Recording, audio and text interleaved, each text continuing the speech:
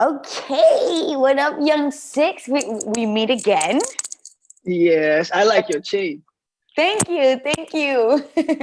I'm into anything that well, I'm really strong with my faith, and then anything else from any other faith that I just feel like brings good energy. I like to wear, so like the Hamza and the eye and things like that. I'm like infatuated with stuff like that. That's beautiful. That's beautiful. I'm like that too. Few days ago, last week, I was like just going through LA looking for beats that had like meanings attached to them. Something that I could connect to spirituality to, like, oh, this stuff brings good vibes or whatever. That kind of thing. So yeah, I totally feel that. Yeah, I feel like right now, everybody talks about the universe and everybody talks about energy and everybody talks about all these different things. I feel, people shy from religion, is what I'm really trying to say, right? But at the same time, I feel it's something beautiful that people are finding other ways to motivate them, right? Because if you're going to believe in rock energy, then dude, if that's what's going to bring you the positivity you need to motivate yourself, let's get all the rocks in the world, right? Yeah, yeah, facts, So facts, that's the way I facts. am right now. Like, so I like to see that. And at the same time, I love pretty things. So the energies that, the rock energies, the crystals, that's what they're called. I try to get all those different kinds of, but since young, my one side of my family was heavy on in church. And then the other side of the family was heavy in energy. So my grandmothers on both sides. So one always had me with the cross on, and the other one always had me with the evil eye. So it was like, so I grew up with that. Anything Oh that wow. cultivates good energy, I'm for it. Oh wow. What's the evil eye about? I never heard of it before. I probably might have seen it, but I didn't know it had like a meaning or something like Yeah. that. So basically, it's called the all-seeing eye. So you know how they Okay, always say okay. we have a third The eye, third right? eye. Yep. Yes. So that's a part of one of the chakras, right? So that's really believed that that your intuition basically that's your third eye. So when you Hmm. feel when you meet somebody and something's telling you something's off, that's the third eye talking to you. So that's the belief behind the third eye. Mad. Amazing. Amazing. Yeah. Good Amazing. stuff, right? Yes, yes, yes, yes, And yes, especially yes. us who come from, let me introduce you the right way. We have Yung6ix here, Nigerian rapper. And I was going to say, especially you coming from places like Nigeria, me from Puerto Rico, these places I feel were so full of culture, right? Culture, yes. We're so full of anything that just brings the family together, the energy together, the community together. I feel like our cultures truly, truly bank on that. Yes, true, true, true. That's fact. That's fact. That's So, fact. okay, so we started off with some good stuff, good energy and good vibes, right? But let's get Yeah. into you growing up and where did your love for music begin?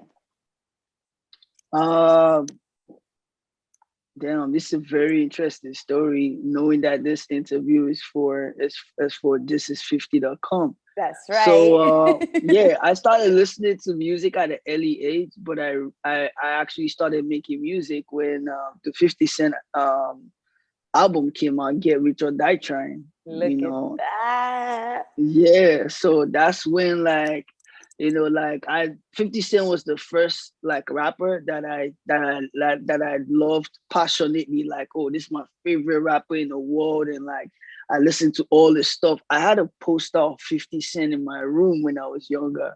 The one where he had the big chain and it was bare chested with the white Do do rag. You know what I mean? Like, oh my God, like that was in my room. So I wake up every day to see that, you know what I mean? So the journey started from there. And when I got to in high school in my last year, I had a crew called D Unit.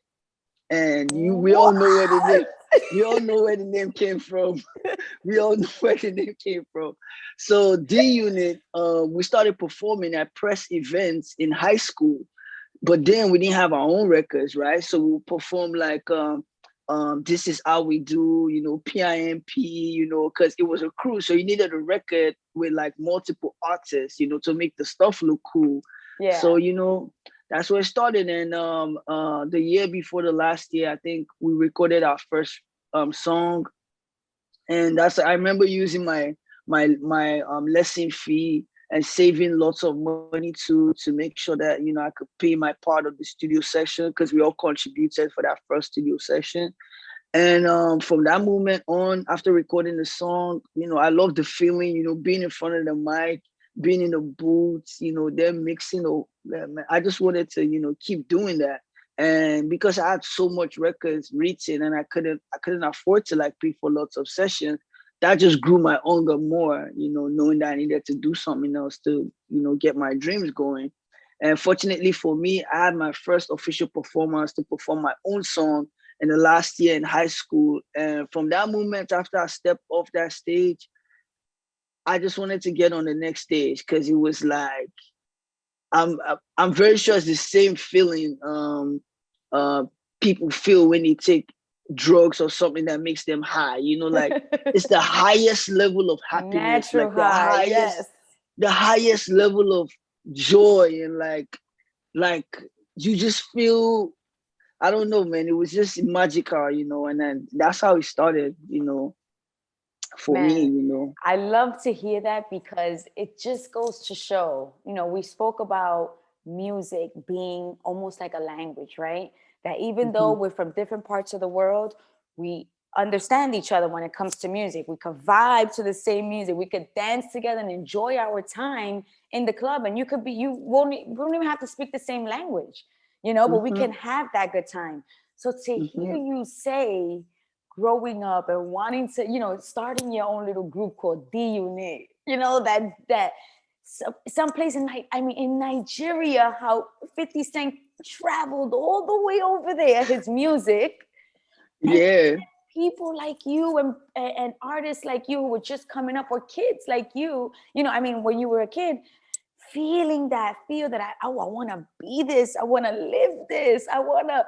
And let me ask you, the Nigerian scene with music, when you were in high school, was it something that was known? Was hip hop something that, because you were in tune, you knew about 50 Cent, but how was everybody else around you taking to it? well, most of my friends, like, I made everybody around me like 50 Cent one way or the other. Like I literally used to fight in school over the Jaro and 50 Cent beef. Like we used to fight more the Ink fans in school, like no jokes. Like there would be fights, and I'll start the fight because it's a 50 Cent fight. Oh So that my was that was God. that was somewhat how my name even came about, because people started calling me 50 at some point. They started calling me 60 at some point, and I made the 60 Yung6ix. You feel me? So like Wow. a couple of my friends knew about 50 Cent and all that, but as I then, in Nigerian music industry, there were no celebrities, there was no lifestyle, there were no superstars, there was no Nigerian TV station or West African TV station that showed music. So you Wow. could only watch music in like 30-minute programs on one station or on another station, or you can get a videotape, the videotapes, where they have like a couple of videos in it, and then you buy it. And then we grew into the era where there were CDs. So you can now get CDs and you have like 21 50 Cent videos in it, or you have compilation of different videos in it.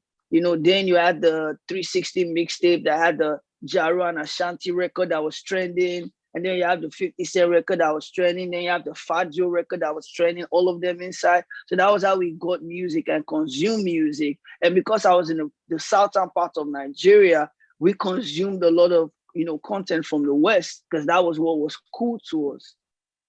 You feel me? So that was basically, the gateway, into that world of, connection and everything. Then MTV came to Nigeria. When it came, it was the MTV UK.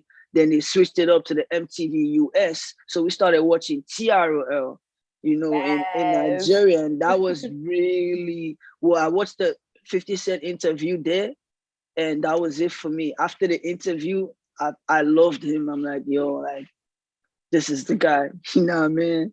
So yeah, I kept on listening to his music, and that was how I really, like, shaped myself into, making music, knowing like, because his music then had a flavor. You know what I mean? It Yes. had a flavor. It had this commercial feel that you didn't get from any other rapper because of the way he did some stuff like the record Candy Shop. Like a lot of rappers then wouldn't do records like that. You know what I mean? So he had Right. that sauce that I like. So that was how I started. Making music myself. So Learning yes, from that. let's get into your sound, right? I love that you brought that up because to me, your sound is one of a kind. And you Thank kind you. of, I feel like you're Thank you. starting a new wave of music. So talk to us about that. Talk to us about the mix of what's going on here. And I truly feel it's so genius, the fact that I remember you telling me it's not about fitting in to what that sound was on the other side of the world.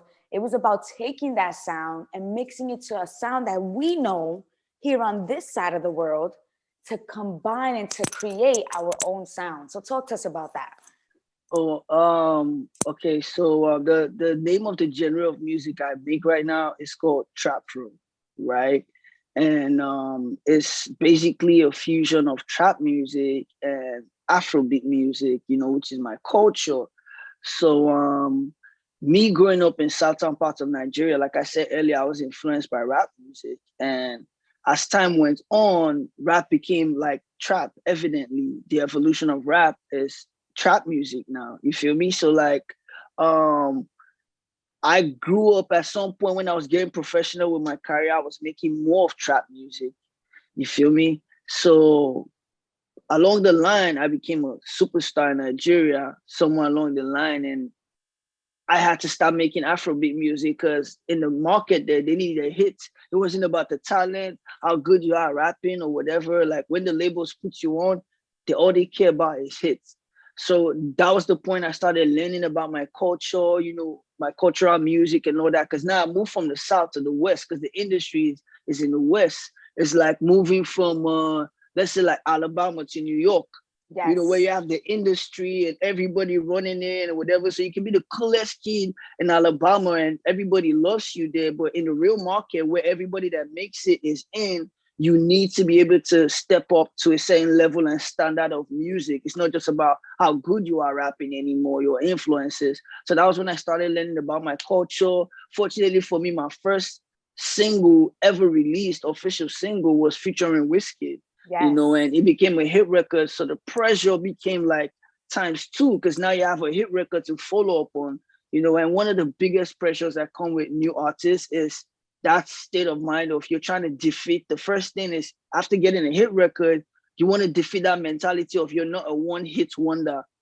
You know what I mean? So, and along that line, I realized I saw a lot of people that came in the rap game before me lose themselves trying to create this commercial brand or this brand that fits into the market that the labels wanted. Yeah, they get a few couple of records that are hits and whatever, but along the line, they lose their fans because the reason why people love them is no longer there anymore. Yes. So they just have a brand where you get a famous song, people listen to it, they stream it or whatever, or they want you to perform it somewhere or the other. That's it. But there's really no brand value attached to the artist anymore because people are now, it's just about the trendy music Mm. for them.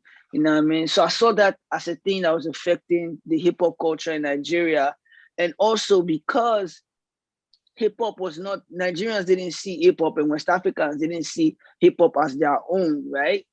When it comes from somewhere else, they appreciate it. But when it comes from their own, they don't appreciate it because they feel like, oh, this is something from like a borrowed culture. It's like Yep. you going into a typical, it's like you going to McDonald's, right? And they're trying to sell you tacos. You know you're gonna get the best tacos from Mexico, Puerto Rico, all these places. You feel me? So that's how they see it. So when they want to look out for content for hip hop, they look out to the Western culture, and when they want to look out for Afrobeat, they look down to our culture.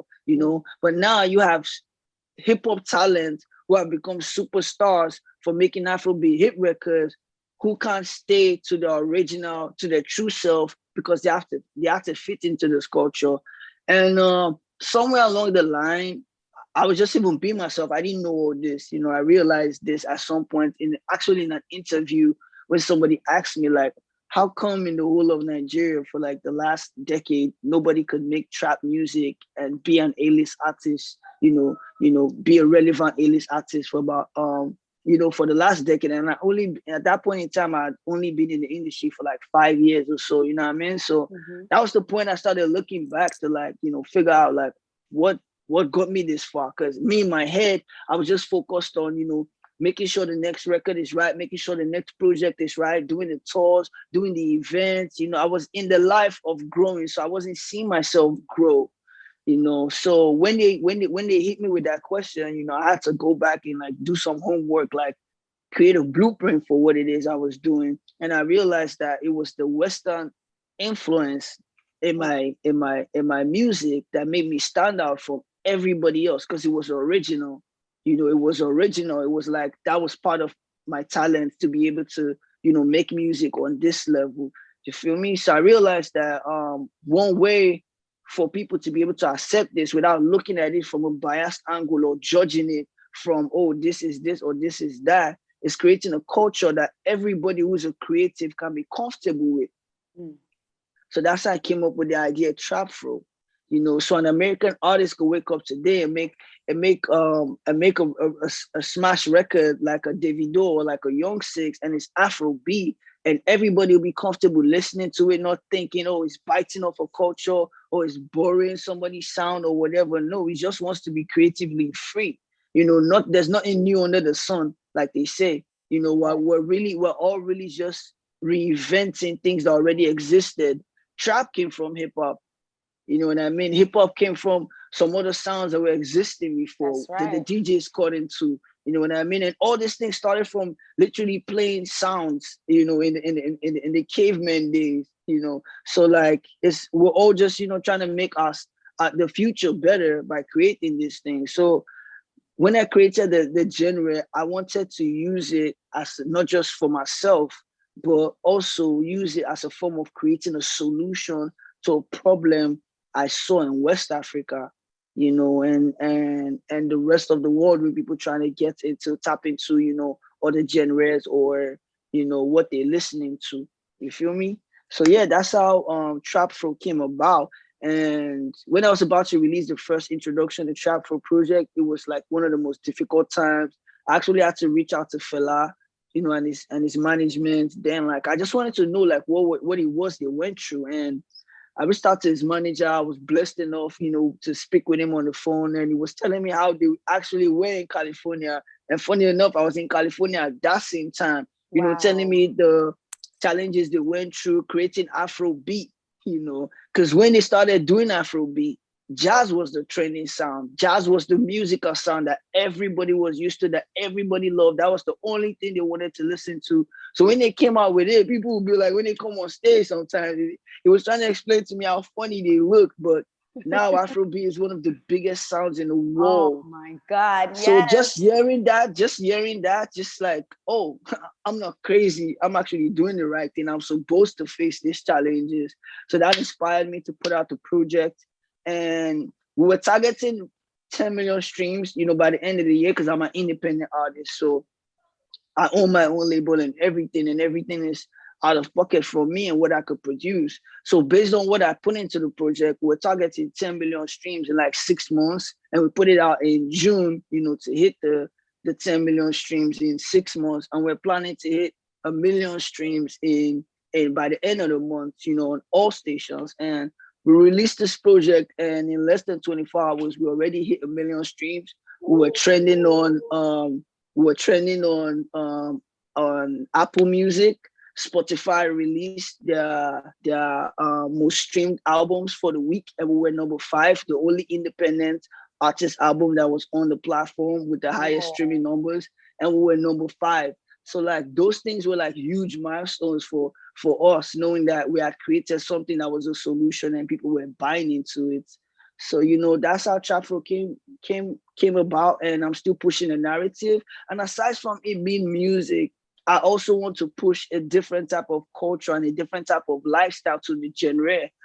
Every lifestyle has every genre has their own lifestyle. Like the rock stars, they live like rock stars. The hip hop stars have almost same culture with the rock stars, but it's crazy out here because they're Yeah. more into luxury things. They're not just crazy lifestyles. They're more into luxurious lifestyles, flaunting jewelries, flaunting houses, flaunting the way they live and all that stuff. So that's one thing I want to do too. I want to create a culture around it that helps um people that enter trap through live a certain lifestyle that will give them financial longevity. Because that's another problem I've seen in the industry too that nobody addresses when they're in the limelight. Something that'll give them stability when they're no longer doing this. Yes, you could ball, but there's nothing wrong with balling on 20% For and real. and and and making sure that the next 10 years you're good. You That's feel me? right. Your family is good. You don't need loans, you don't need debts, you need like if you get yourself straight, you're not gonna need loans, you're gonna need investors. It's two different things. You feel me? People want to buy into the future of what you have, and people want to give you something that you don't have to make something of that. It's two different things in two different levels. So I want to, also influence the culture in a positive way. You feel me? So yeah, that's it for Trap Folk.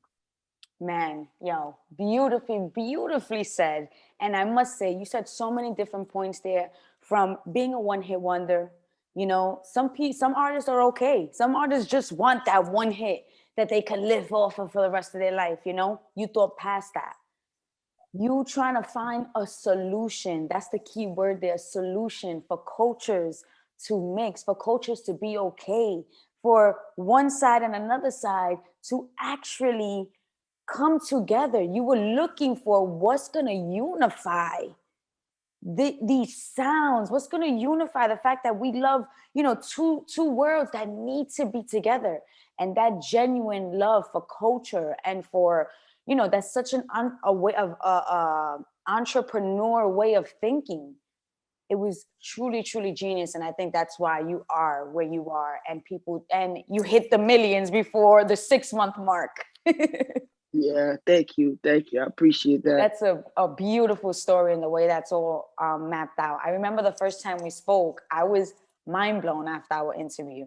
I was like, he spoke so much about culture, and you just seem so true to who you are, so true to being Nigerian and feeling what okay, yeah, you guys created that sound, but we're on this end of the world and we too can have a piece of that mixed with our piece of world.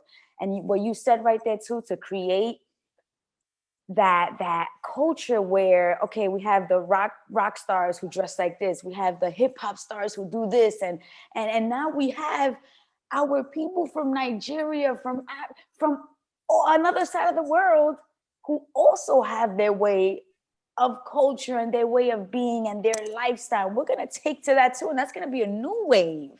Yeah, yeah, yeah, Absolutely love that. yes, it is. Absolutely love that. And I must say, that is looking at 50 Cent's come up and seeing how he's done his business and been an artist at the same time, you got that. Thank you, thank you, thank you, You're thank you, truly thank you. thinking on levels here that I think many artists are not thinking on. They're targeting making the hit. And you're targeting on the bigger picture that surrounds that brings you to that brings you to looking for the word here, that brings you back to creating those hits, but it's the bigger picture. Yes, I it's love a the way you bigger did picture that. for sure. Thank you. I appreciate that. So now Appreciate the with your compliments. own label, right? You have your own label, you have your own artist. What kind of work does that take? Oh man, it's a lot, man. It's a lot, especially working with artists and knowing that they're not going to understand your point of view most of the time, especially new artists, and especially if they have a growing audience before you start, working with them and all that. It's a lot of challenges, investing in another human being, not knowing the outcome, not knowing what they have planned for themselves. But right now, what I try to do is before I even bring any artists on board, I want them to have the JD mentality, which is part of the things I'm using for the trap flow culture. That's the Juggernaut Dreamer mentality. That's what I call my fans, Juggernaut dreamer. That means Juggernaut means unstoppable. So that means an unstoppable dreamer.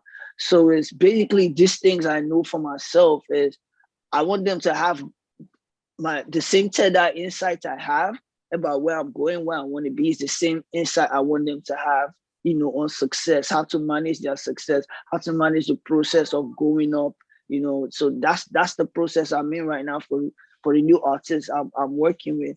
So, but yeah, it's a beautiful thing to come run into talent, especially the ones they're gonna blow up and then they end up putting out content that people really love. Like that's an amazing feeling. It's how do I say this? Do I say reinstate your confidence? It's Something like a like that. So like rebirth all the time.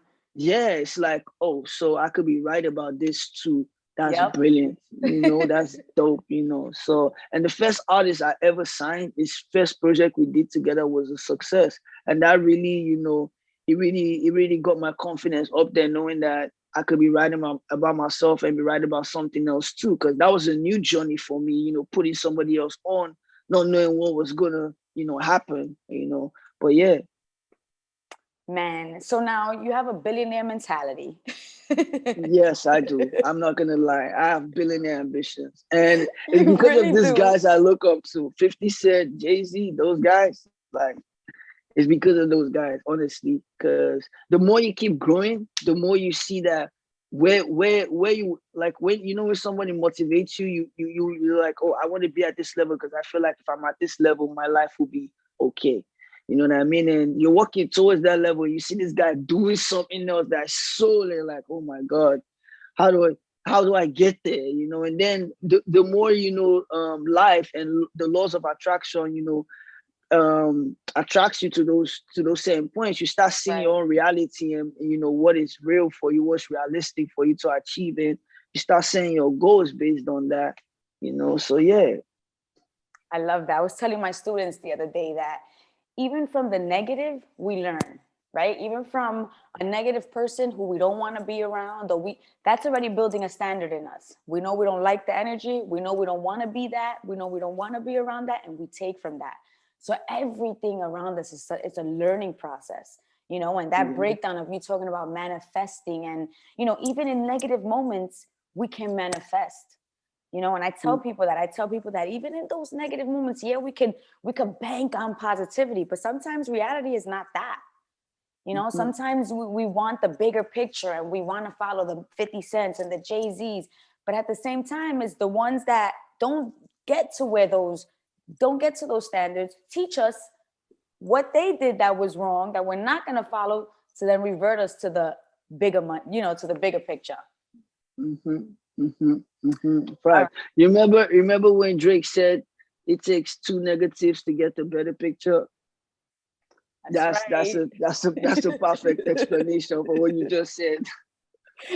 Man, Yung6ix, you know all of them. You are oh man, you're just so genius with it. God bless your whole mentality and your way of being, man. Because it just like Thank it you. pours out. It pours out to me. I was so happy I was gonna get to speak to you again, only because of this energy. You're truly, truly, it's on another level. It's besides being an artist, it's just human to human, man to woman. The conversation, the energy you throw out is something truly, truly on another level. Truly on Thank another you. level. Thank Okay, you. so Thank you. I appreciate now that. I have um okay, so on a daily, right?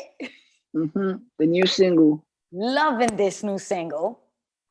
Thank Talk you. to us about this. Talk to us about creating this and the growth behind now this new single and what's to come.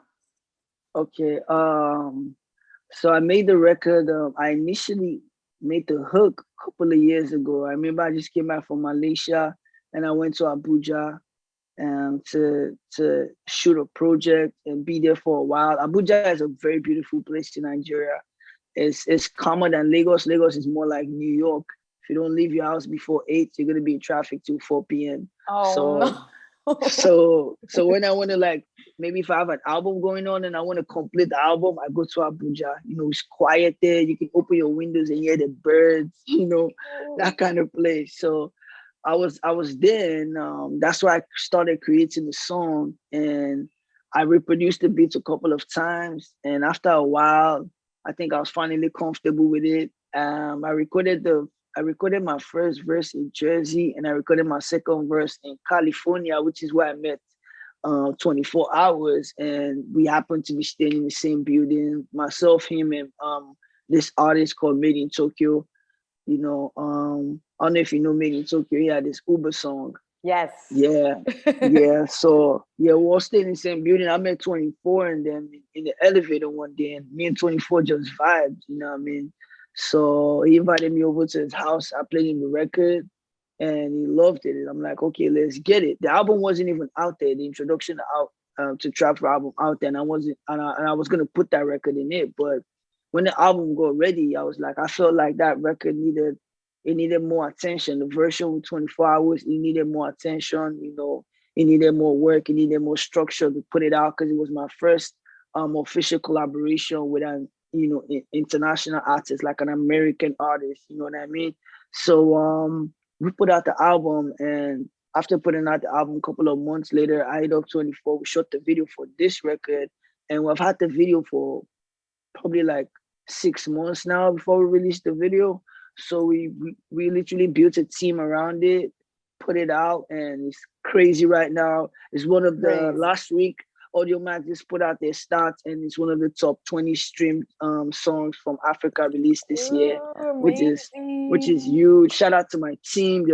They solely responsible for that. I had nothing to do with it. Shout out to them.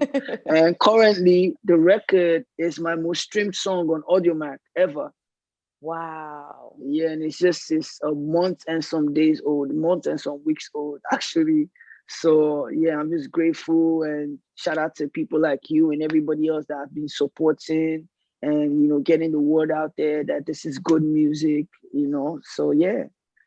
Wow, Yung6ix. I mean, you set a goal and you're out to attack it. Your goals are being, as soon as you set them, they're being met.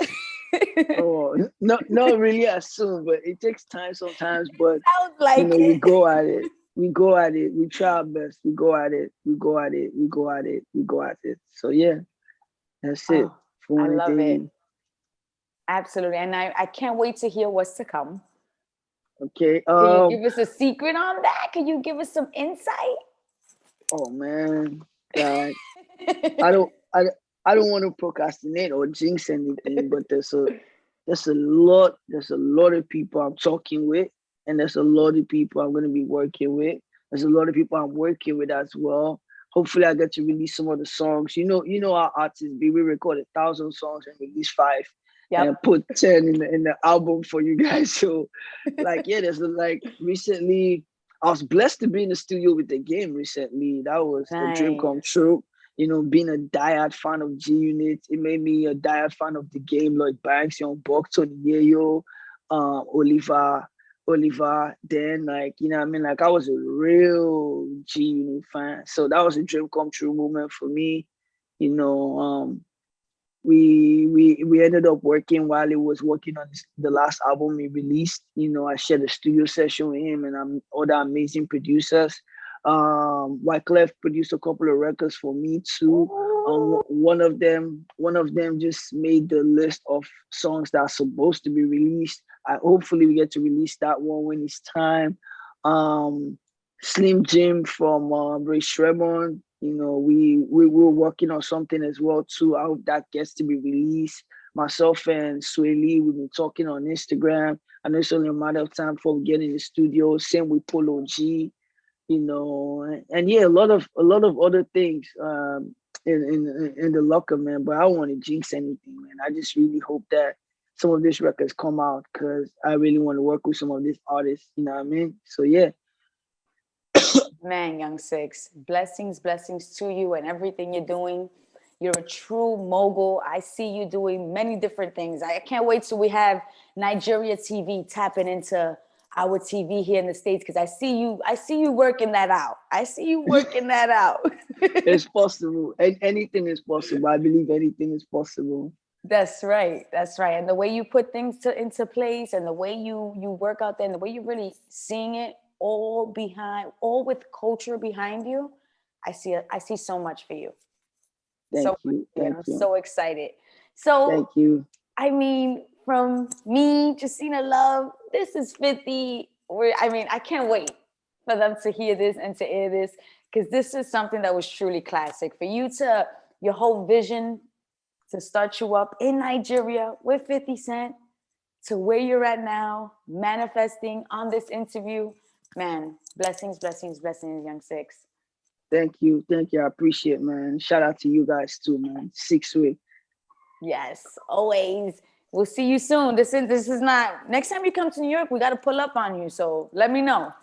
Okay, okay, All for sure, right. for sure, for sure, for sure, for sure. Thank you so much, man. Really No, appreciate it. thank you, Yung6ix.